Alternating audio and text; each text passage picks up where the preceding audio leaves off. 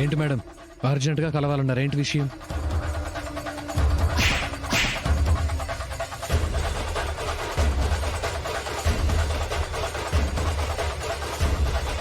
ఏంటి కళ్ళతోనే కాల్ చేసేలా చూస్తున్నారు? ఏంటి మేడం, ఏదైనా బ్యాడ్ న్యూసా? బ్యాడ్ న్యూస్ ఏంటి సూర్య? అవతల కొంపలు అంటుకుంటున్నాయి. అసలు ఇంత కూల్గా ఎలా ఉంటున్నావు సూర్య? ఏమైంది మేడం, దేని గురించి మాట్లాడుతున్నారు? దేని గురించా? ఆ గగన్ గాడు వాడిని చంపేశానని గొప్పలు చెప్పుకున్నావుగా, కానీ వాడు బతికే ఉన్నాడు. వాట్? ఛాన్సే లేదు. నా కళ్ళతో నేను వాడిని చావడం చూశాను. ఏయ్, నువ్వు అసలు ఏం చూసావో ఎవరు చూసావో అవన్నీ నాకు అనవసరం. ఇక్కడ శారద, భూమి ఇద్దరు కేపీకి ఫోన్ చేసి మాట్లాడారు.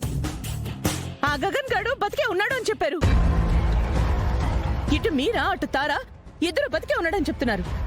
ఇంతమంది ఒకటే మాట చెప్తున్నారంటే వాడు నిజంగానే బతికే ఉన్నాడని అర్థం. ఓ గాడ్, అసలు నాకేం చేయాలో అర్థం కావట్లేదు.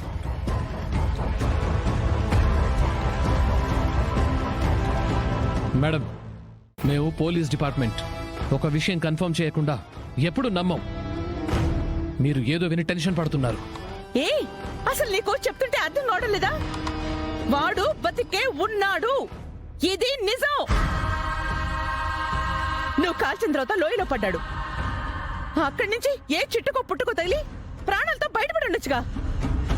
ఆ తర్వాత వాడు నువ్వు చూసావా? చూడలేదుగా. చూసా మేడం. ఆ తర్వాత ఏరియా మొత్తం గాలించాం. వాడి షర్ట్, వాచ్ అవి మాత్రమే దొరికాయి.